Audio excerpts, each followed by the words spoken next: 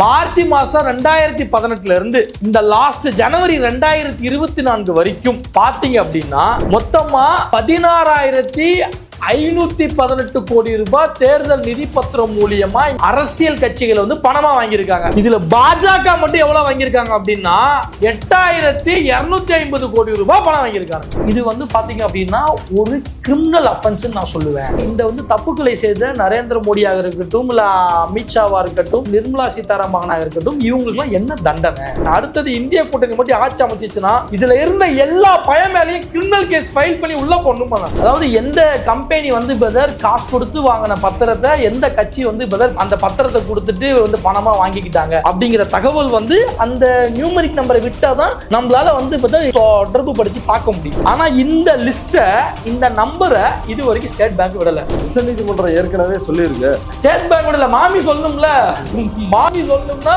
மேல இருக்க மோடி சொல்லணும்ல. மோடி தாத்தா சொன்னாதான் அடுத்தது மாமி சொல்லுவாங்க, மாமி சொன்னாதான் அடுத்தது அது கீழே இருக்கக்கூடிய தினேஷ்குமார் காரா சொல்லுவான், SBI சேர்மன். ஆமா, அவன் சொன்னாதான் எலெக்ஷன் கமிஷன் வந்து வெளியிடுன்னு வச்சுக்கோங்க. அதுக்கு சுப்ரீம் கோர்ட் வந்து ஸ்டேட் பேங்க் கிட்ட நான் சொல்லி நீ ஏன் அந்த நம்பர்ஸை வெளியிடல அப்படின்னு சொல்லிட்டு விளக்கம் கேட்டு அதற்கு நோட்டீஸ் வந்து இஷ்யூ பண்ணிருக்காங்க.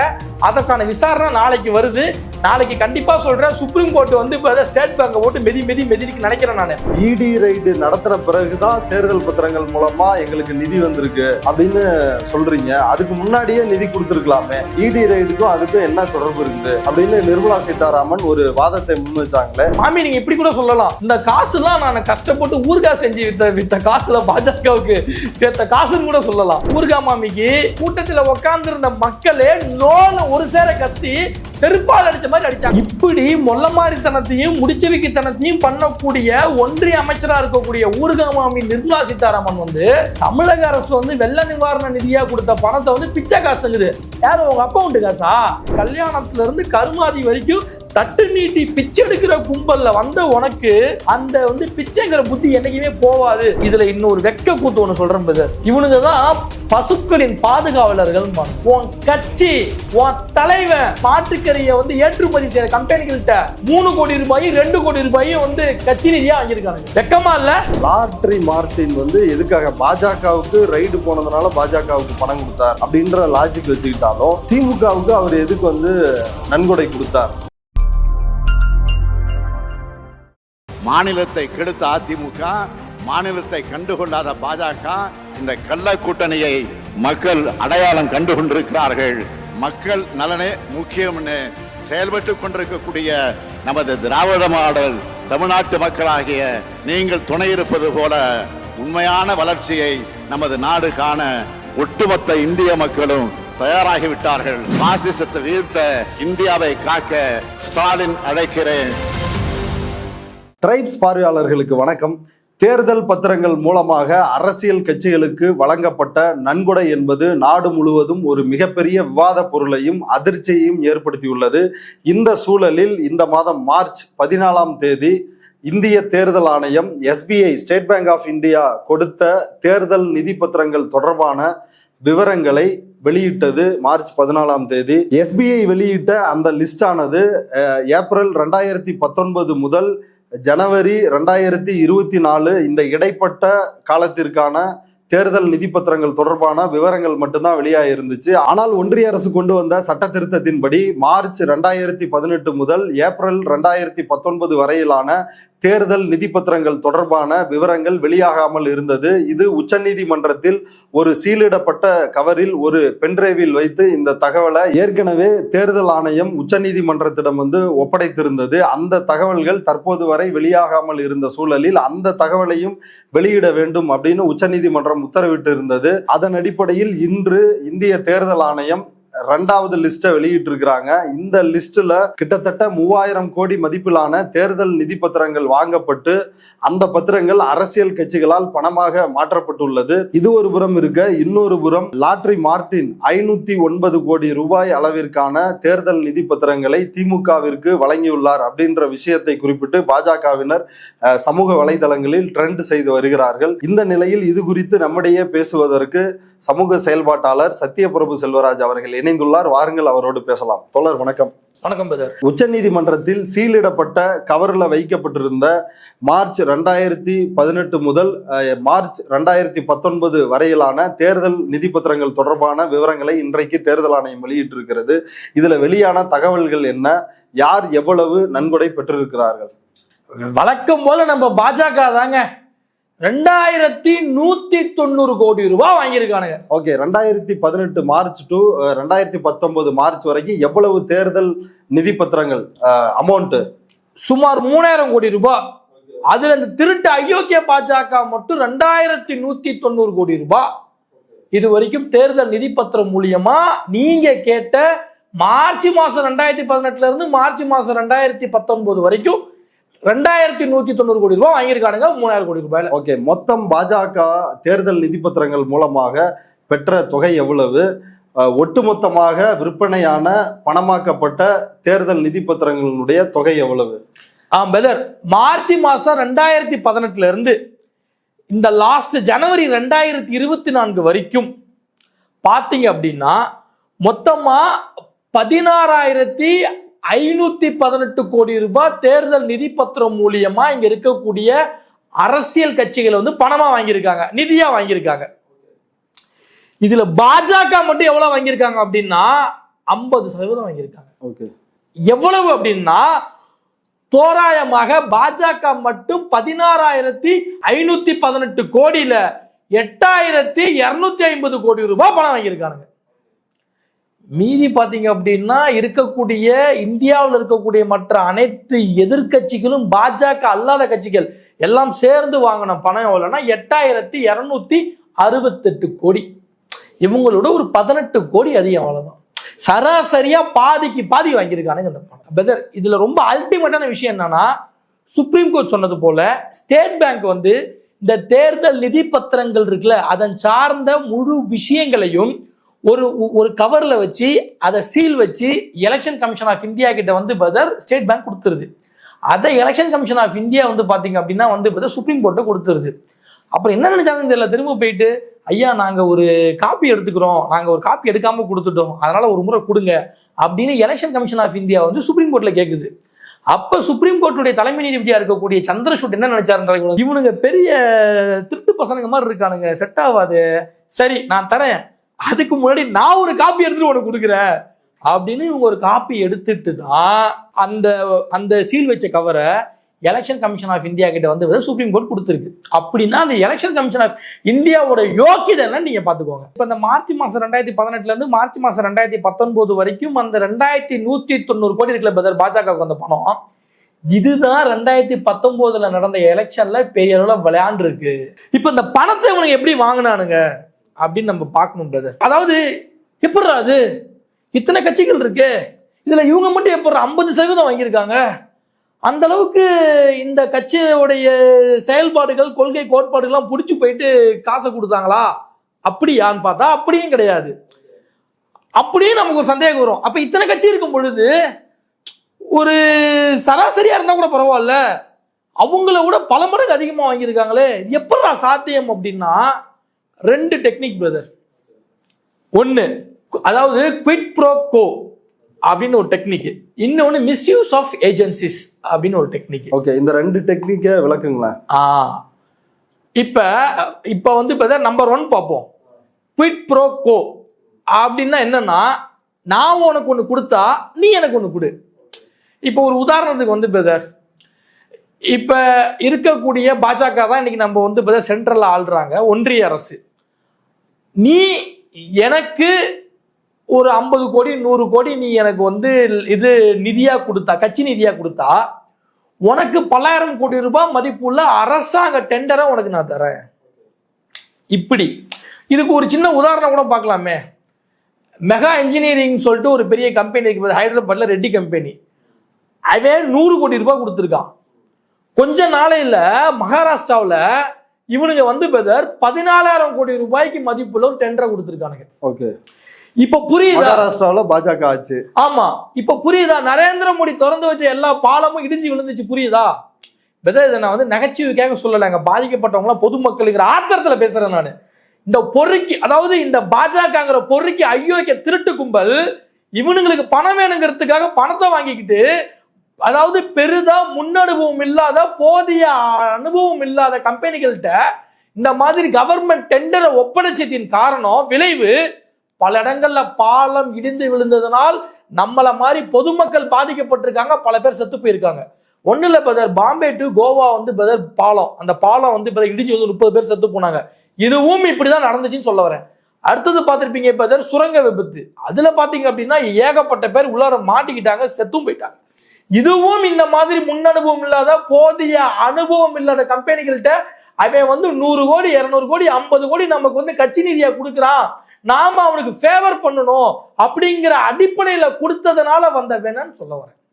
இது வந்து குவிட் ப்ரோகோ இந்த டெக்னிக். அடுத்தது பாத்தீங்கன்னா மிஸ்யூஸ் ஆஃப் ஏஜென்சிஸ். இவனுக்கெல்லாம் ஏஜென்சிஸ்னே சொல்ல மாட்டேன், இவனுக்கெல்லாம் கூலிப்படன்னு சொல்லுவேன். உண்மையாலுமே சொல்றேன். அடுத்தது இந்திய கூட்டணி மட்டும் ஆட்சி அமைச்சிச்சுன்னா இதுல இருந்த எல்லா பயமேலையும் கிரிமினல் கேஸ் ஃபைல் பண்ணி உள்ள பொண்ணுமா நான், சத்தியமா உள்ள பொண்ணுமா நான், அவனோட லைஃபையே வந்து தொலைக்கணும்னு சொல்லுவேன். ஏன்னா நல்லா பாருங்க, இந்த அமலாக்கத்துறை இப்ப கூட வந்து ஷார்ட்டா இடி பாருங்க, கேடி பசனுங்க. அடுத்தது பார்த்தீங்கன்னா இன்கம் டாக்ஸ், வருமான வரித்துறையா, நரேந்திர மோடிக்கு வந்து கால அமுகிறதுன்னு வைங்கடா. அடுத்தது பாத்தீங்க அப்படின்னா சிபிஐ. இவனுக்கு என்ன பண்றது, அதாவது இவனுங்களை வச்சு இப்ப நம்ம வந்து பார்த்தா ரவுடிஸ் பார்த்துருப்போம், ரவுடிசம் பார்த்துருப்போம். ஒரு வந்து இப்போ டானா ஒருத்தர் என்ன பண்ணுவான், ஒருத்தனை அனுப்புவான், அவன் வீட்டுக்கு அனுப்புவான், அவன் வந்து வீட்டில் போயிட்டு வந்து உட்கார வச்சா இது என்னது இது சுற்றி உட்காந்துட்டு தண்ணி அடிச்சுட்டு என்ன பண்ணுவான், என்ன இது தண்ணி அடிச்சுட்டே வந்து மிரட்டுவானுங்க. நாளைக்கு உன் புள்ள ஸ்கூலுக்கு போகிற புள்ள எப்படி வீட்டுக்கு வரும், நாளைக்கு வேலைக்கு போகிற உன் பொண்டாட்டி எப்படி பத்திரமா வீட்டுக்கு வரும், உன் பையன் விளையாட போகிற பையன் எப்படி உன் வீட்டுக்கு உயிரோட வருவான், நாளைக்கு நீயே வந்து வெளியே போறவன் கார்ல ஆக்சிடென்ட் ஆகாம இருக்கிறதுக்கு என்ன நிச்சயம். இதெல்லாம் பண்ணாம இருக்கணும்னா எங்களுக்கு இவ்வளவு வேணும், இந்த பணத்தை கொடுத்து விடுவாங்களே. அது போல இந்த இடி ஐடி சிபிஐ வச்சு வந்து எங்கெங்கெல்லாம் முறைகேடுகள் நடந்திருக்கோ, எங்கெங்கெல்லாம் விதிமீறல்கள் நடந்திருக்கோ, எங்கெங்கெல்லாம் பிரச்சனைகள் இருக்கோ அந்த எல்லா கம்பெனிஸ்க்கும் இவங்க என்ன பண்ணிருக்கானுங்க, இவங்களை வந்து ரைடுங்கிற பேர்ல அமைச்சிருக்கானுங்க. சொல்வேட்டை. ஆமா, அனுப்பிட்டு கொஞ்ச நாளையில அந்த கம்பெனிஸ்லாம் இந்த தேர்தல் பத்திரம் மூலியமா இந்த பாஜகவுக்கு காசு கொடுத்துருக்கு. ஓகே, எப்படி? அப்ப உன் மேல வழக்கு போடாம இருக்கணும், இல்ல இந்த இதுல உன் பேர்ல வழக்கு வராம பாத்துக்கணும், இல்ல இந்த வழக்குல இருந்து உன்னை காப்பாற்றணும், இடி ஐடி சிபிஐ வச்சு மிரட்டி காசு வாங்கியிருக்கானுங்க. இதை நீ இல்லைன்னு கூட சொல்லலாம். இன்னைக்கு அந்த அம்மா கூட சொன்னிச்சு, அந்த அம்மா இருக்காங்களே நிர்மலா சீதாராமன். ஆமா ஆமாங்க, அம்மா மாமி கூட சொன்னாங்க. மாமி இன்னைக்கு சொன்னாங்க, நீங்க அதை அப்படி பாக்குறீங்க, நாங்க வந்து பணம், அதாவது அவங்க கட்சி நிதியா கொடுத்ததுக்கு அப்புறம் கூட நாங்க ரைடு போயிருக்கலாம் இல்லையா, அந்த அளவுக்கு நாங்க வந்து இங்க சரியா. மாமி என்ன மாமி, ஊர்கா மாமி, ஊர்கா மாமிங்க வா மாமி, யாருக்கு நீ ஊர்கா கொடுக்குற, இதெல்லாம் உன்னோட ஆத்தோட வச்சுக்க. நான் சொல்றேன் பிரதர், ஃபியூச்சர் கேமிங் ஒரு கம்பெனி பிரதர், யாருன்னா வந்து லாட்ரி மார்ட்டினோட கம்பெனி. அந்த கம்பெனிக்கு பாத்தீங்க அப்படின்னா ஏப்ரல் மாசம் 2ஆம் தேதி 2022ஆம் வருஷம் அங்க பாத்தீங்கன்னா இடி வந்து இப்பதான் ரைடு போகுது. அதுல இருந்து கொஞ்ச நாள், ஒரு 5 நாள் கழிச்சு அதே ஏப்ரல் மாசம் 7ஆம் தேதி 2022ல இவன் வந்து எலக்டோரல் பாண்டு வாங்குறான். அப்ப எப்படி மிரட்டப்பட்டிருக்கிறார்? சரி இந்த ஒரு கம்பெனி மட்டும் தானா? அடுத்தது வர ஷீரடி சாய் எலக்ட்ரிக்கல்ஸ், அங்க பாத்தீங்கன்னா டிசம்பர் மாசம் 20ஆம் தேதி, எப்ப 2023 டிசம்பர் மாசம் 20ஆம் தேதி வந்து இன்கம் டாக்ஸ் ரைடு போகுது. அதுல இருந்து கொஞ்ச நாள் கழிச்சு 2024 ஜனவரி மாசம் 11ஆம் தேதி இவன் வந்து எலக்டோரல் பாண்டு வாங்கியிருக்கான். எப்படி எடுத்துக்க முடியும்? ரைடு போகுது, அதுக்கப்புறம் பாண்ட் வாங்குறாங்க. ஆமா, அப்சல்யூட்டா பாஜகவுக்கு போயிருக்கு. ஆமா, ஒரு படத்துல சொல்லுவாங்கல்ல, பாம் வைக்கிறது நீங்களே, பாம் எடுக்கிறது நீங்களே, அந்த மாதிரி. இப்படி ஒண்ணு. இதுல இன்னொரு வெக்க கூத்து ஒண்ணு சொல்றேன் பிரதர், இவனுங்க தான் பசுக்களின் பாதுகாவலர்கள் மானுங்க. என்னமோ பசுமாடு கோமாத்தா அதை அப்படி இப்படி தெய்வம் மானுங்க. ஆனா RSSல எத்தனை பேர் மாட்டுக்கறி திம்மா நமக்கு தெரியும், அது நம்மளே பல இடங்கள்ல சொல்லியிருக்கோம். மடங்கள்ல கூட வந்து பிரதர் மாட்டுக்கறி சாப்பிட்ற கலாச்சாரம் வந்துருச்சு. நான் சொல்லியிருக்கேன், நான் கேட்டா எனக்கு சளி, எனக்கு ஆஸ்மா பிரச்சனை இருக்கு, டாக்டர் சாப்பிட்டா சொல்லியிருக்காங்க ஜி, நீங்க தவறா எடுத்துக்காதீங்க ஜி, இப்பெல்லாம் உருட்டுவானுங்க. மாட்டுக்கறி பிரச்சனைக்காக இங்க எத்தனை பேரை பதில் அடிச்சு கொண்டிருக்கானுங்க இந்த இந்துத்துவ கும்பல். நல்லா கேட்டுக்கோங்க, எவெல்லாம் பாஜக RSS சித்தாந்தத்தை ஏத்துக்கிட்டு மாட்டுக்கறி திங்கிறது தப்புன்னு சொல்லிட்டு லூசுத்தனமா கிறுக்குத்தனமா மாட்டுக்கறி திங்கிறவங்களை போயிட்டு வம்பளிக்கிறீங்களோ, உன் கட்சி, உன் தலைவன் அதே பீஃப் எக்ஸ்போர்ட் அதாவது மாட்டுக்கறியை வந்து ஏற்றுமதி செய்யற கம்பெனிகள்கிட்ட 3 கோடி ரூபாயும் 2 கோடி ரூபாயும் வந்து கட்சி நிதியா வாங்கியிருக்கானுங்க. வெக்கமா இல்ல? அப்பெல்லாம் உங்க கோமாதா கோச்சிக்காதாடா? கேட்போமா மாட்டோமா? அதான் பழமொழியே இருக்குதுல்ல, நாய் வித்த காசு குலைக்காதுன்னு. இப்படி அதாவது குட் ப்ரோ கோ, மிஸ்யூஸ் ஆஃப் ஏஜென்சிஸ், இதன் மூலமாக இந்த பணங்களை பாஜக 8250 கோடி ரூபாய் தேர்தல் நிதியா வாங்கியிருக்கானுங்க. இதுல இன்னொரு அல்டிமேட்டா ஒரு விஷயம் சொல்லணும் பிரதர். நல்லா இதுதான் இந்த விஷயத்திலே பயங்கர மாசான ஒரு விஷயம். இப்ப நீங்க என்னதான் நீங்க அந்த 2 டெக்னிக்கை யூஸ் பண்ணி பணம் வாங்கினாலும் அந்த பணம் வாங்குறதுக்குன்னு ஒரு சட்டம் ஒண்ணு வேணும்ல. மற்றவெல்லாம் வந்து பிரதர் ஊழல் பண்ணிட்டு அதுக்கப்புறமா சட்டத்தை ஃபேஸ் பண்ணுவானுங்க. ஆனா இவனுங்க சட்டத்தையே மாத்திட்டு ஊழல் பண்றானுங்க. ஓகே, ஊழலை சட்டப்பூர்வமாக மாற்றுவது. ஆமா, விஞ்ஞான ஊழல் வச்சுக்கலாமே. 1960 இருந்து 2018 வரைக்கும் இப்ப இவனுங்க பண்ற இந்த வந்து அதாவது இந்த புது சட்ட திருத்தம் வரதுக்கு முன்னாடி வரைக்கும் 20,000 ரூபாய்க்கு மேல ஒரு கம்பெனி வந்து ஒரு கட்சிக்கு நிதி கொடுக்கணும்னா அது செக்கவோ இல்ல வந்து பேங்க் டிரான்சாக்ஷனோ தான் வந்து பணத்தை கொடுக்கணும். ஒண்ணு. அடுத்தது பாத்தீங்கன்னா நினைச்சவங்களாம் பணத்தை கொடுத்துட முடியாது. ஏன் அப்படின்னா நீங்க வந்து ஒரு கம்பெனி நடத்துறீங்க அப்படின்னா அந்த கம்பெனிக்கு 3 வருஷத்தினுடைய நிகர லாபத்தை நீங்க காட்டணும். அந்த நிகர லாபத்திலிருந்து 7.5% தான் நீங்க ஃபண்டா கொடுக்க முடியும். இப்ப நீங்க வந்து டம்மியா ஒரு கம்பெனி உருவாக்கி அதன் பேர்ல பாஜக ஃபண்ட் கொடுக்க முடியாது. அந்த கம்பெனி லாபமா இயங்குற கம்பெனியில அந்த லாபத்துல இருந்து 7.5, ஆமா, அப்படிதான் கொடுக்க முடியும். அடுத்தது இந்த டிரான்சாக்சன் எல்லாம் வெளிப்படைத்தன்மையோட இருக்கணும். இதுதான். ஆனா இவன் என்ன பண்றான், வந்ததுமே வெளிப்படைத்தன்மை வேண்டாம். ஓகே, யாரு எவ்வளவு கொடுத்தாங்க தேவையில்ல, எந்த கட்சி வாங்கினாங்க அது தேவையில்ல. இதை யார் சொல்லுவா? திருடன் தானே சொல்லுவான். ஆமா, எனக்கு தெரிஞ்சு நல்லா சொல்ல மாட்டான். ஏன்னா எப்பா நான் சுத்தம்பா அப்படின்னு சொல்லி காட்டுவான். ஆனா அயோக்கிய பைய இப்படி இருப்பான். அடுத்தது இந்த 3 வருஷத்தினுடைய நிகர லாபத்துல 7.5% தான் பணம் கொடுக்கணும் இருக்குல்ல, அப்படிலாம் கிடையாது. அதனாலதான் 10 கோடி ஒரு கம்பெனிக்கு லாபத்தை காட்டியிருப்பான். ஆனா அவன் பார்த்தா 100 கோடி தான் பாஜக கொடுத்துருப்பான். அது என்னடா கதைன்னா அது இந்த கதை. இது என்ன கதைனே தெரியல. அப்ப இது வந்து இது கருப்பு பணம் அப்படின்றது தெளிவா இருக்குது. பிளாக் மணி ஒன்னாச்சு. இப்ப இந்த சட்டத்தை மாத்திட்டானுங்க. பணம் எவ்வளவு வேணாலும் கொடுக்கலாம், எப்படி வேணாலும் கொடுக்கலாம். வெளியே சொல்லணும்னு அவசியம் இல்லை, கணக்கு சொல்லணும்னு அவசியம் இல்லை. ஒண்ணு. அடுத்தது இது எந்த கம்பெனின்னு ஒரு கம்பெனின்னு ஒரு பேர் மேக்ரான் கம்பெனி வச்சு கூட பணத்தை கொடுக்கலாம்.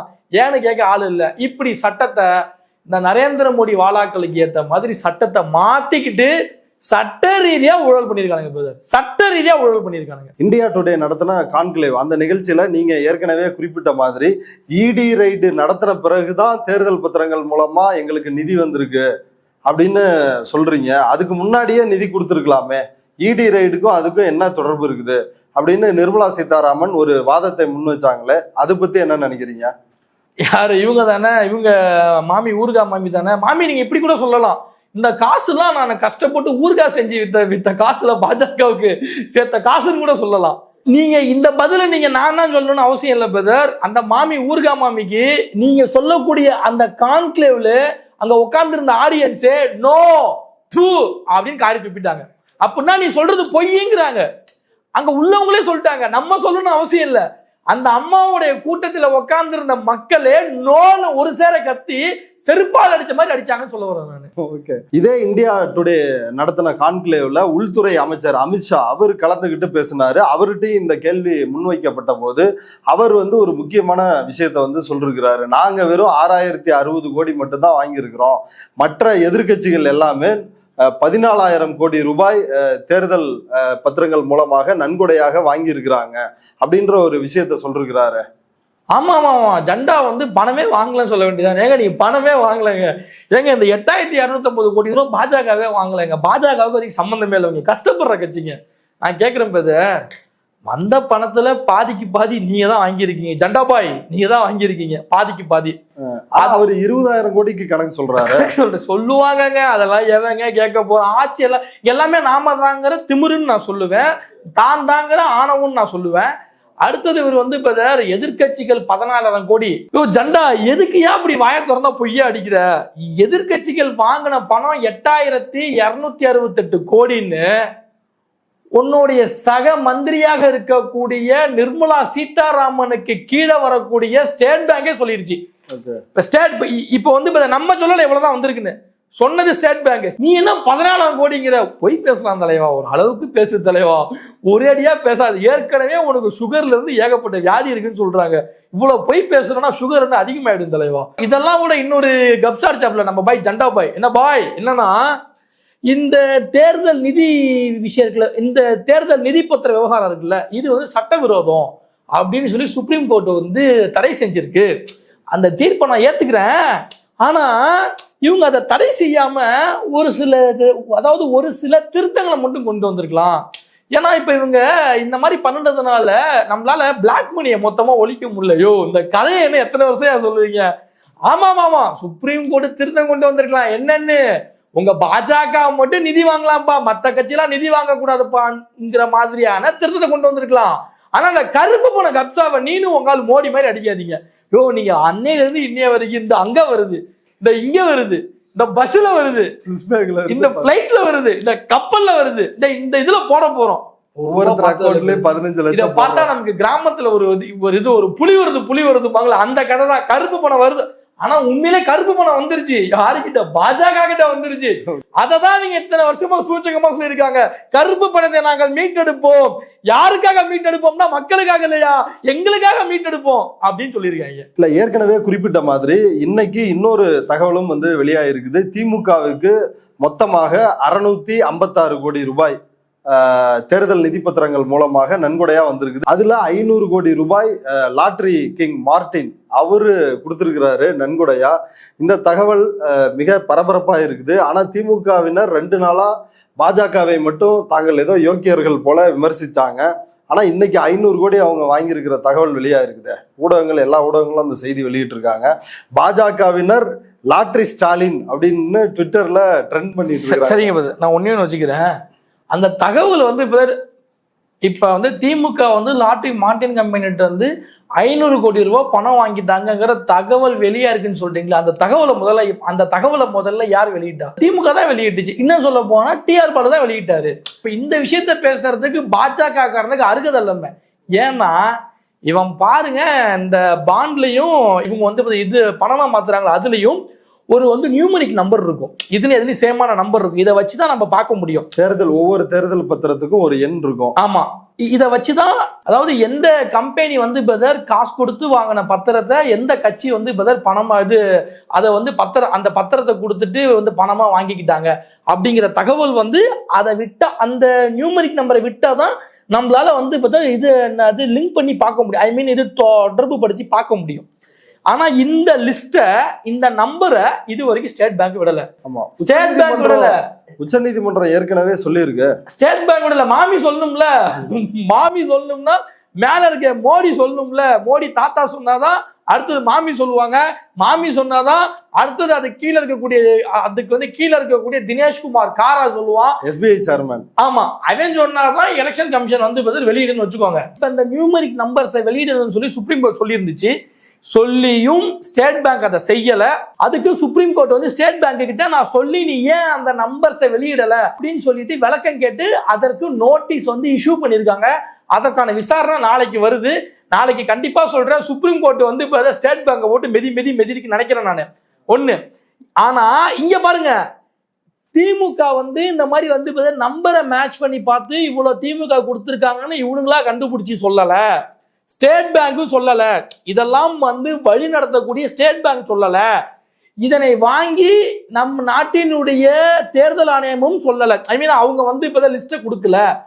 அதாவது இவர்களா முன் வந்து நாங்க உங்ககிட்ட இவ்வளவு வாங்கியிருக்கோம் அப்படின்னு இவங்களா சொல்லியிருக்காங்க. இப்ப திமுக வந்து அவங்க சரியா தப்பான்னு நான் பேச வரல. அவங்க நாங்க இவங்ககிட்ட அதாவது வந்து இவங்ககிட்ட இவ்வளவு வந்து பணம் வாங்கியிருக்கோம் அப்படின்னு சொல்லிட்டு ஒரு லிஸ்ட்டை கொடுக்குறாங்கல்ல, அது போல பாஜகவால கொடுக்க முடியுமா? இல்ல அந்த லிஸ்ட்டை வாங்கி அண்ணாமலையால தான் இங்க நம்ம கிட்ட வந்து சொல்ல முடியுமா? இந்த பிரஸ் மீட்ல வந்து பயங்கர பவ்யமா பாவலாவா பேசுறாங்க அண்ணாமலை. உன் கட்சி வாங்கின 8250 கோடி ரூபாய்க்கான லிஸ்ட்டை யார்கிட்ட வாங்கினாங்க லிஸ்ட்டை உன்னால வாங்கி கொடுக்க முடியுமா? இல்ல உங்களுடைய கட்சிக்குனே ஒரு ஆஸ்தான யூடியூபர் வச்சிருக்கீங்களே மாரிதாஸ், அவன் அதுக்கு வந்து போர்டுல வந்து கணக்கு போட்டு சொல்லுவானா? இல்ல கேக்குற சொல்லுவானா? இப்ப இந்த வந்து இந்த நியூமரிக் நம்பர்ஸ்னு ஒண்ணு இருக்குல்ல, இந்த தேர்தல் பத்திர நம்பர், இதுக்கு ஒரு கதை இருக்கு. ஓகே, என்ன கதை? இது வந்து ஆர்எஸ்எஸ் உடைய டெக்னிக், தாத்தா காலத்து டெக்னிக்னு வச்சுக்கலாமே. என்னன்னா வச்சுக்கோங்களேன் பிரதர், ஆர்எஸ்எஸ்ல நான் இருக்கும் பொழுது எப்படி இருக்கும்னா, வருஷம் குரு பூஜைன்னு ஒண்ணு நடத்துவாங்க.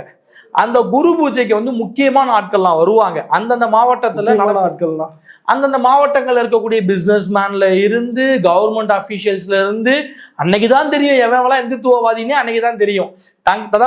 அதாவது வந்து சமூகத்துல வந்து எவன்லாம் இந்துத்துவவாதியா வெளியே காமிச்சிக்காம மறைஞ்சிருக்கானோ அவன்லாம் அந்த அன்னைக்கு வருவான், குரு பூஜைக்கு வருவான். குரு பூஜையில நம்ம பார்த்தோம் அப்படின்னா ஆர்எஸ்எஸ்க்கு உண்டான ஃபண்டு, அதாவது நிதி, அந்த குரு பூஜைக்கு வரவங்கலாம் தங்களால முடிஞ்சதை வந்து ஃபண்டா வைக்கிறது வழக்கம். அந்த ஃபண்டானது பாத்தீங்க அப்படின்னா அடுத்த ஒரு வருஷத்துக்கான பட்ஜெட் போடுவாங்க ஆர்எஸ்எஸ்ல. இப்ப அந்த ஃபண்டை எப்படி வந்து வாங்குவாங்க, அந்த ஃபண்டை அங்க வரக்கூடிய காரியகர்த்தர்கள்லாம் அந்த ஃபண்டை வந்து எப்படி நம்ம வந்து சங்கத்துக்கு தரணும், அதாவது ஆர்எஸ்எஸ் கொடுக்கணும்னா அதுக்கு ஒரு டெக்னிக் இருக்கு. என்ன டெக்னிக் வச்சுக்கோங்களேன், நீங்க அந்த கூட்டத்துக்கு வரும்பொழுது ஒரு அட்டண்டன்ஸ்ல வந்து ஒரு அட்டண்டன்ஸ்ல உங்களுடைய பேரை நீங்க எழுதுவீங்க. அந்த பேருக்கு பக்கத்துல சீரியல் நம்பர் இருக்கும், 8ன்னு இருக்கும். இப்ப நான் வரணும்னு வச்சுக்கோங்களேன், ஓகே 8 சத்யபிரபுன்னு எழுதிடுவேன். என் கையில ஒரு வந்து ஆபீஸ் கவர் ஒன்று கொடுப்பாங்க, அந்த கவர்ல 8ன்னு போட்டு என்கிட்ட கொடுத்துருவாங்க. ஏன்னா இப்ப அங்க வந்து 8க்கு பக்கத்துல ஆர்எஸ்எஸ்க்கு மட்டும்தான் தெரியும். ஆமா, பிரச்சாரக்கு மட்டும் தான் யாருன்றது. ஆமா பிரச்சாரக்கு மட்டும் தான் தெரியும். இப்ப 8க்கு பக்கத்துல என் பேர் இருக்கு, அந்த 8ஆம் நம்பர் வந்து கவர்ல இருக்கும். அந்த கவர்ல பேர் இருக்காது. கவர்ல பேர் இருக்காது. அப்படின்னாதான் உங்களுக்கு வந்து எவ்வளவு பணம் இருக்குன்னு சொல்லிட்டு வந்து மத்தவங்க தெரிஞ்சுப்பானே. இந்த விஷயத்த பிரச்சாரக்கு மட்டும் தான் தெரிஞ்சுக்கணும். அதற்காக அந்த கவர்ல 8ஆம் நம்பர் மட்டும்தான் இருக்கும். அதுல வந்து நான் எவ்வளவு வந்து ஆர்எஸ்எஸ்க்கு வந்து லஞ்சமா, அதாவது நான் எவ்வளவு வந்து ஆர்எஸ்எஸ்க்கு வந்து நிதியா கொடுக்கணும்னு நினைக்கிறேனோ அந்த இதுக்குள்ள வைப்பேன். வச்சுட்டு நான் போய் என்ன பண்ணணும்னா, காவிக்குடி தான் குரு. அந்த காவிக்குடிக்கு வந்து முன்னாடி நின்றுட்டு அது முன்னாடி ஒரு 5 நிமிஷம் நின்றுட்டு ப்ரே பண்ணிட்டு ஒரு உறுதிமொழியை எடுத்துட்டு நான் கீழே குனிஞ்சு நான் வந்து வைக்கக்கூடிய வந்து தட்சணையை அங்க வச்சுட்டு வரணும். ஓகே, அப்படி எல்லாரும் போய் வச்சுட்டு வரணும். இப்ப அந்த கவரை யார் எடுத்து வந்து இது பண்ணாலும் தெரியாது, எவ்வளவு இருக்குன்னு தெரியாது. பிரச்சாரக்கிட்ட மட்டும் தான் அந்த நோட் இருக்கும். அந்த நோட்ல போய் பார்த்தாதான், ஓஹோ 8ஆம் நம்பர் வந்து இது 8ஆம் நம்பர் கவர்ல 2000 ரூபாய் பணம் இருக்கு. அப்ப அந்த பணத்தை யாரு வச்சா அப்படின்னா 8ஆம் நம்பர் பேருக்கு இது என்னது, நம்பருக்கு பக்கத்துல சத்யபிரபுன்னு பேர் இருக்கு. அப்ப சத்யபிரபு வச்ச பணம் 2000 ரூபாய் பிரச்சாரக்கு மட்டும் தான் தெரியும். இது ஆர்எஸ்எஸ் டெக்னிக். இந்த டெக்னிக் நரேந்திர மோடி எப்படி சும்மா கில்லி மாதிரி பண்ணிருக்காரு பாருங்க. சும்மா வாங்க, 25-30 வருஷம் ஆர்எஸ்எஸ்ல வந்து முழுநேர ஊழியரா பிரச்சாரக்கா இருந்தாரு. அந்த மண்டை தான். இப்ப இந்த விவகாரத்துல இன்னொரு முக்கியமான கேள்வி இருக்குது. லாட்ரி மார்டின் வந்து எதுக்காக பாஜகவுக்கு ரைடு போனதுனால பாஜகவுக்கு பணம் கொடுத்தார் அப்படின்ற லாஜிக் வச்சுக்கிட்டாலும், திமுகவுக்கு அவர் எதுக்கு வந்து நன்கொடை கொடுத்தார், திமுக அவருக்கு என்ன ஃபேவர் செஞ்சுது அப்படின்ற ஒரு கேள்வி இருக்கு இல்லையா பிரதர்? இப்ப எல்லா கம்பெனிக்காரனும் அரசியல் கட்சிகளுக்கு வந்து நிதியா கொடுப்பான், மாற்று கருத்து இல்லை. அதை வந்து ஒருத்தங்க கட்சி நடத்தணும்னா நிதி வாங்கி தான் ஆகணும். ஆனா அதற்காக அவங்க அந்த கம்பெனிக்கு ஏதாவது செஞ்சாங்களா, சமரசம் செஞ்சாங்களா, இல்ல இந்த கம்பெனிக்கு ஏதாவது வந்து அந்த வந்து கம்பெனிக்கு இவங்க ஏதாவது வந்து பெரிய அளவுல வந்து, அதாவது பெரிய அளவுல டெண்டர்ஸ் கொடுத்தாங்களா, ப்ராஜெக்ட் கொடுத்தாங்களா, இல்ல அந்த கம்பெனிக்காக சில விஷயங்களை விட்டு கொடுத்தாங்களா நம்ம பார்க்கணும். அப்படி பண்ணி இருந்தா முறைகேடுன்னு நான் சொல்லுவேன். இப்ப வந்து லாட்ரி மார்டின் அவனுடைய வந்து பிசினஸ் என்னன்னு வச்சுக்கோங்களேன். ஒண்ணு பாத்தீங்க அப்படின்னா லாட்ரி, இன்னொன்னு பாத்தீங்க அப்படின்னா ஆன்லைன் கேம்ஸ், ஆன்லைன் சூதாட்டம்னு வச்சுக்கோங்களேன். இதுதான் அவனுடைய பிரதான தொழில். ஓகேவா? அதிமுக ஆட்சியில வந்து ஆன்லைன் சூதாட்டத்துக்கு எதிராக ஒரு வந்து சட்ட மசோதாலாம் போட்டு அவங்க வந்து கோர்ட்டுக்கு போறாங்க. திமுக ஆட்சி வந்ததுக்கு பிறகு அந்த வந்து கோர்ட்ல அந்த கேஸ் நிக்கல. அடுத்தது பாத்தீங்க அப்படின்னா திமுக உடனடியாக சட்டமன்றத்துல ஆன்லைன் சூதாட்டத்தை முற்றிலும் ஒழிக்கணும், ஏன்னா அதனால பல குடும்பங்கள் பாதிக்கப்படுறாங்கன்னு சொல்லிட்டு ஒரு மசோதாவை வந்து பாஸ் பண்ணி அந்த வந்து சட்ட மசோதாவை ஆளுநருடைய ஒப்புதலுக்கு வந்து அமுச்சு விடுறாங்க.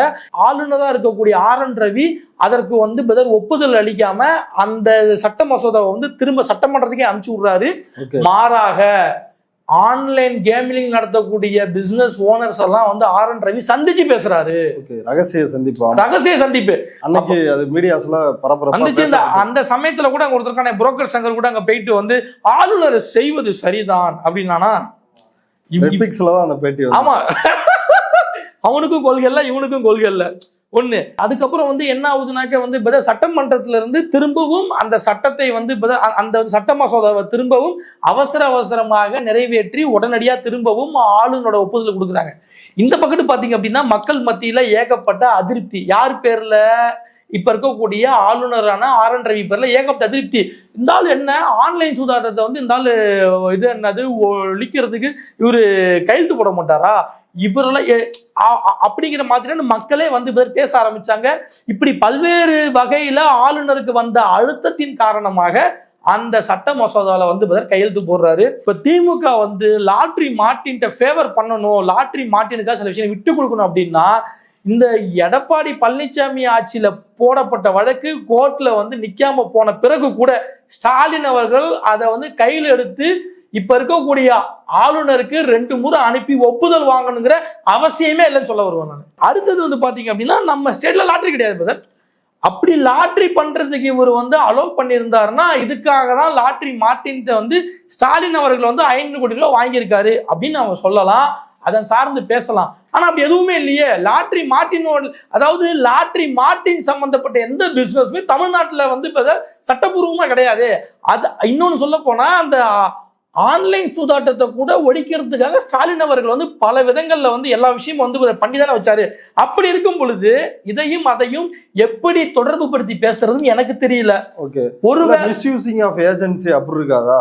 மிஸ்யூஸ் ஆஃப் ஏஜென்சிஸ்னாக்க இந்த என்ஐஏ, சிபிஐ, இன்கம் டாக்ஸ், இந்த அமலாக்கத்துறை இவங்கெல்லாம் வந்து ஸ்டாலின் கிட்ட இருக்காங்களா இல்ல வந்து நரேந்திர மோடி கிட்ட இருக்காங்களா? ஒன்றிய அரசு தான். ஒன்றிய அரசு தான். இது வந்து நம்ம ஸ்டேட்ல வந்து இதே நரேந்திர மோடி சிஎம்மா இருந்து இந்த லாட்ரி மார்ட்டின்ட்டு வந்து ஒரு 500 கோடி ரூபாய் வாங்கியிருந்தாருன்னு வச்சுக்கோங்களேன். அதாவது ஒவ்வொரு மனிதனும் தினம்தோறும் 2 மணி நேரம் ஆன்லைன்ல சூதாட்டம் விளையாடணும் அப்படின்னு சட்டத்தை கூட கொண்டுட்டு வந்திருக்கலாம் அப்படின்னு நான் சொல்றேன். ஓகே, அப்ப இது வந்து எந்த ஃபேவரிசமும் இல்லை அப்படின்றீங்க. அதற்குண்டான ஆதாரபூர்வமா இப்ப நம்ம வந்து பேசினாலும் இன்னொரு பக்கம் இதை திமுகவா தான் வந்து சொல்லியிருக்கு. இப்ப மடியில கணம் இல்ல வழியில பயம் இல்லைங்கிறதுனாலதான் நாங்க இவ்வளவு வாங்கியிருக்கோம்னு சொல்றாங்க. உனக்கு மடியில கணம் இருக்கு, அதனால வழியில பயம் இருக்கு. அதனாலதான் உன்னுடைய அடியாளா இருக்கக்கூடிய இந்த ஸ்டேட் பேங்குக்கு பிரசிடென்டா இருக்கக்கூடிய தினேஷ்குமார் காராவை வச்சு ஒவ்வொரு முறையும் முட்டுக்கட்டை போட்டு போட்டு பாக்குற இந்த விஷயம் வெளியே வந்துடக்கூடாதுன்னு அதையும் மீறி வந்துகிட்டு இருக்கு. இப்ப வரைக்கும் நாளைக்கு விசாரணைக்கு வேற வருது. இப்ப வரைக்கும் இந்த நிமிடம் வரைக்கும் பாஜகவில் நான் இவங்க கிட்ட இவ்வளவு பணம் வாங்கினேன், இப்படி வாங்கினேன், இந்த தேதியில வாங்கினேன் சொல்றதுக்கான தகுதி இல்ல, அதற்குண்டான முதுகெலும்பு இல்லை அப்படின்னு நான் சொல்ல வரேன். இப்படி மொல்லமாரித்தனத்தையும் முடிச்சவிக்கித்தனத்தையும் பண்ணக்கூடிய ஒன்றிய அமைச்சரா இருக்கக்கூடிய ஊர்காமாமி நிர்மலா சீதாராமன் வந்து தமிழக அரசு வந்து வெள்ள நிவாரண நிதியா கொடுத்த பணத்தை வந்து பிச்சை காசுங்குது. யாரும் உங்க அப்பா உண்டு காசா இல்ல உங்க அம்மா வீட்டு காசா? நீ என்னமோ எலெக்ஷன்ல நின்று மக்கள்கிட்ட ஓட்டு கேட்டு கஷ்டப்பட்டு ஜெயிச்சு மக்கள் உன்னைய வந்து ஆதரிச்சு ஓட்டு போட்டு மந்திரியான மாதிரி பேசுற. நீ வழக்கம் போல உங்களுடைய பாப்பார புத்தி வேலை செய்யற மாதிரி வேலை செஞ்சு நீ ஒண்ணுமே செய்யாம நீ வந்து பின்வாசல் வழியா வந்து இன்னைக்கு வந்து மந்திரியா உட்காந்துக்கிட்டு எங்களே பேசுற. சரி, உன்னுடைய ஒன்றிய அரசு மூலியமா 1 ரூபாய் நீ கொடுத்துருப்பியா? இல்ல கேக்குற 1 ரூபாய் நீ கொடுத்துருப்பியா? அந்த விஷயத்துக்கு நம்ம இது வெள்ள நிவாரணத்துல மக்கள் பாதிக்கப்பட்டிருக்காங்கன்னு அவ்வளவு தூரம் நம்ம கத்துனோம், கூக்குரலிட்டோம். இது சென்னை வந்து இதுவரைக்கும் வரலாறு காணாத அளவு வந்து மழை வந்துச்சு. இந்த பக்கம் பாத்தீங்க அப்படின்னா தென் மாவட்டங்கள் தூத்துக்குடி, தென்காசி, கன்னியாகுமரி, திருநெல்வேலி மக்கள் பாதிக்கப்பட்டாங்க. இதனை முன்கூட்டியே சொல்ல வேண்டிய வானிலை நில மையம் வந்து எங்களால சொல்ல முடியல, அதற்குண்டான கருவிகள் என்கிட்ட இல்லைன்னு கேவலமா காரி துப்புறாங்க. காரணம் உங்களுக்கு கீழே வருது, ஒரு நல்ல கருவி கூட வாங்கி கொடுக்க துப்பு இல்ல. எங்க கிட்ட இருந்து வாங்கின பணத்தை அதாவது எங்க ஸ்டேட் மக்களுடைய பணத்தை எங்கள்கிட்ட கொடுக்கறதுக்கு துப்பு இல்ல. நீ வந்து காசை பிச்சை காசுங்கிறியா? கல்யாணத்துல இருந்து கருமாதி வரைக்கும் தட்டு நீட்டி பிச்சை எடுக்கிற கும்பல்ல வந்த உனக்கு அந்த வந்து பிச்சைங்கிற புத்தி என்னைக்குமே போவாது அப்படின்னு நான் சொல்லுவேன் பிரதர். இப்ப இறுதியா இந்த விவகாரத்தை பொறுத்த வரைக்கும் இவ்வளவு தகவல்கள் வெளியான பிறகும் இந்த சீரியல் நம்பர் தராம இப்பயும் ஒன்றிய அரசு ஸ்டேட் பேங்க் ஆஃப் இந்தியா வந்து உச்சநீதிமன்றத்தை ஏமாற்றிட்டு இருக்கிறாங்க. இந்த சூழலில் இன்னொரு மிக முக்கியமான கேள்வி எழுது. உச்சநீதிமன்றம் இந்த தேர்தல் பத்திரங்கள் இதுவரைக்கும் வாங்கின லிஸ்ட்டை வெளியிடுங்க அப்படின்னு ஒரு பக்கம் சொல்லியிருக்குது. இனிமேட்டு அப்படி இந்த நடைமுறை பின்பற்றக்கூடாது, இது சட்டவிரோதம் அப்படின்னு அதை தடை விதிச்சிருக்குது, அன்கான்ஸ்டியூஷனல்னு சொல்லியிருக்குது. ஆனால் நீங்கள் ஏற்கனவே குறிப்பிட்ட மாதிரி குவிட் ப்ரோக்கோ மூலமாகவும் மிஸ்யூசிங் ஆஃப் ஏஜென்சி மூலமாகவும் தான் இந்த பணம் பாஜக வசூல் பண்ணியிருக்குது அப்படின்றது அப்பட்டமாக தெரியுது. கருப்பு பணமும் இதுல அதிக அளவுல வசூல் பண்ணப்பட்டிருக்குது அப்படின்றது தெரியுது. ஆனா இவர்கள் மீது எந்த விதமான நடவடிக்கையும் இல்லாம இருக்கிறது மக்கள் மத்தியில ஒரு கேள்வியா இருக்குது. கண்டிப்பா பிரதர், இந்த இடத்துல அதாவது இந்த இடத்துல சுப்ரீம் கோர்ட்டோட தீர்ப்பையும் நம்மளால வந்து விமர்சனம் செய்ய முடியாது. ஏன்னா அது வந்து அதுதான் சட்டம். அவங்க சொல்றதை நம்ம வந்து ஏத்துக்கிட்டாலும் ஒரு பக்கம் மிகப்பெரிய அதிருப்தியானது மக்கள்கிட்ட இருக்கு, பெரிய சங்கடமும் இருக்கு. என்னடா அது சுப்ரீம் கோர்ட்டை தான் நம்பி இருக்கோம், அதாவது ஆட்சி செய்கிறவங்க கூட நம்மளை வந்து கரைச்சி பார்த்துடலாம் அப்படிங்கிற சூழல் வந்தால் கூட நாம் போய் நிற்க வேண்டிய இடம் வந்து எது அப்படின்னா நீதிமன்றம் நினச்சிட்டு இருந்தோம். இன்னைக்கு இவ்வளோ பெரிய தப்பு பண்ணியிருக்கானுங்க. சுப்ரீம் கோர்ட்டு வெறும் சரி இதுக்கு முன்னாடி போனது போகட்டும், இதுக்கப்புறம் இந்த மாதிரி வந்து அதாவது இதுக்கப்புறம் இந்த மாதிரி இருக்கக்கூடாது மட்டும்தான் சொல்லியிருக்காங்க. இதுக்கு முன்னாடி நாம் சொன்னது போல குவிட் ப்ரோக்கோ மூலியமாகவும் மிஸ்யூசஸ் ஆஃப் ஏஜென்சிஸ் மூலியமாகவும் மிரட்டி அச்சுறுத்தி ஆசை வார்த்தை காட்டி ஏமாத்தி இந்த மாதிரி வந்து பல இடங்கள்ல பல 100 கோடி ரூபாய் வந்து பதர் பணமா வாங்கியிருக்கானுங்க. இது வந்து பதர் கிட்டத்தட்ட இது வந்து பாத்தீங்க அப்படின்னா ஒரு கிரிமினல் அஃபென்ஸ்ன்னு நான் சொல்லுவேன். ஒண்ணு, அப்ப இப்படி பண்ணின தப்பு இது வந்து பதர் மாபெரும் தப்பு, ஒரு கொலை குற்றத்துக்கு சமமான ஒரு தப்பு. அப்ப இந்த வந்து தப்புக்களை செய்த நரேந்திர மோடியாக இருக்கட்டும், இல்ல அமித்ஷாவா இருக்கட்டும், இல்ல வந்து நிர்மலா சீதாராமனாக இருக்கட்டும், இவங்களுக்குலாம் என்ன தண்டனை? இவ்வளவு பேர் தப்பு பண்ணிருக்கலாங்களா? ஐயோ, என் வீட்டுல ஒரு 5000 ரூபாய் ஒருத்தன் காசு எடுத்துட்டானா அவன் பேர்ல திருட்டு கேஸை போட்டு 15 நாள் ரிமாண்ட் பண்ணி உள்ள வைக்கிறோம், வெறும் 5000 ரூபாய் காசுக்கு. இவனுங்க 8250 கோடி ரூபாய் அந்த மாதிரி மிரட்டி, இந்த மாதிரி ஆளை விட்டு மிரட்டி அச்சுறுத்தி ஆசை வார்த்தையை காமிச்சுலாம் வந்து பணத்தை புடுங்கியிருக்கானுங்க. இதுக்கு நீங்க ஒரு வழக்கு கூட ஃபைல் பண்ணலைன்னா என்ன அர்த்தம்? இதன் சார்ந்து விசாரணை இல்லைன்னா என்ன அர்த்தம்? இதுல வந்து பதர் ஒரு வந்து இந்திய குடிமகனா நான் என்ன சொல்றேன்னா, இதன் சார்ந்து முறையான விசாரணை அவசியம். அதற்கு முன்னாடி சாதாரணமாலாம் விசாரணை பண்ணக்கூடாது. இதற்கு காரணமாக இருந்த நரேந்திர மோடியில இருந்து, அமித்ஷாவில இருந்து, நிர்மலா சீதாராமன்ல இருந்து இன்னும் இருக்கக்கூடிய ஒன்றிய அமைச்சர்கள் எல்லாம் கைது செஞ்சு அதன் பிறகு விசாரணையை தொடர்ந்து இவர்களுக்கு தக்க தண்டனையை வாங்கி தரணும்னு நான் சொல்றேன். இது வந்து முடியாதுன்னு சொல்லலாம், இது பார்க்கறதுக்கு இதெல்லாம் எப்படி சாத்தியமானு கூட கேட்கலாம். ஆனா இப்படியான தப்புக்கு இப்படியான நடவடிக்கை இருந்தாதான் சரியானது அப்படின்னு நான் சொல்றேன். ஓகே, வெறும் பாஜகவுக்கு 8250 கோடி மட்டும்தான் நிதி வந்திருக்குதா, இல்ல இது வெறும் எந்த அளவுக்கு பாஜக கிட்ட பணம் இருக்கு?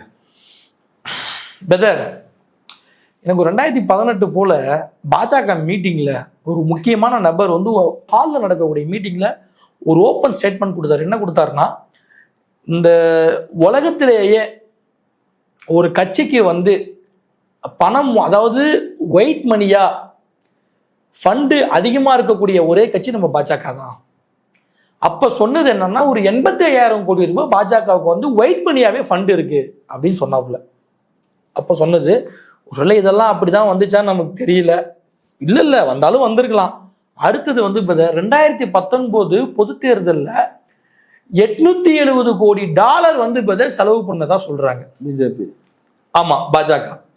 இப்ப நீங்க இந்த 8250 கோடியை வந்து ஒரு வந்து $650 கோடி வச்சுக்கோங்களேன். இன்னும் மீறி உள்ள பணம்லாம் எங்க எப்படி வந்துச்சு? அப்ப என்ன எவ்வளவு இருக்கு? இந்தியாவில் மட்டும்தான் இருக்கா, இல்ல இது வெறும் ஒரு பங்கு தான்? ஆமா, அப்ப இந்தியாவில் மட்டும்தான் இருக்கா, இல்ல எந்தெந்த நாட்டுக்கெல்லாம் போனாரோ அந்தந்த நாட்டுலலாம் இருக்கா? அப்ப மக்களை நீங்க தான் பாத்துக்கணும். இவனுங்க இருந்த 10 வருஷத்திலேயே கோடி டாலர், கோடி கணக்கு சொல்லவே முடியல. நானும் $870 கோடி எவ்வளவு வந்து கால்குலேட்டர் பண்ணி போட்டா ஒண்ணுமே தெரியல பிரதர். கண்ணை மூடி காட்டுல விட்ட மாதிரி இருக்கு. அது இப்படி இல்லாம இவர்களை விட்டால் நீங்களே பார்த்துக்கோங்க. இப்போவாது நம்மளால பேச முடியுது. வந்தானுங்கன்னா நாட்டை ஃபுல்லா ஒன்றும் இல்லாம ஆக்கிடுவானுங்க. மிகப்பெரிய, அதாவது இன்னும் சொல்ல போனா சர்வாதிகாரத்தின் உச்சத்தை வந்து நீங்க அதுக்கப்புறம் பார்ப்பீங்க. இதெல்லாம் கூடாதுன்னா இந்த திருட்டு சர்வாதிகார கும்பலுக்கு வந்து நாம ஒரு தக்க பாடத்தை போட்டோம்னா தயவு செஞ்சு சொல்கிறேன், உங்களுடைய இந்த நியாயமான கோபத்தை வரக்கூடிய இந்த பொது தேர்தலில் காட்டுங்க அப்படின்னு நான் சொல்லுவேன். இவ்வளவு நேரம் எங்களுடைய ட்ரைப்ஸ் பார்வையாளர்களுக்காக நேரத்தை ஒதுக்கி விரிவான முறையில் தகவல்களை பகிர்ந்துட்டதுக்கு ரொம்ப நன்றி தோழர். ஆமாம், தேங்க்யூ பிரதர்.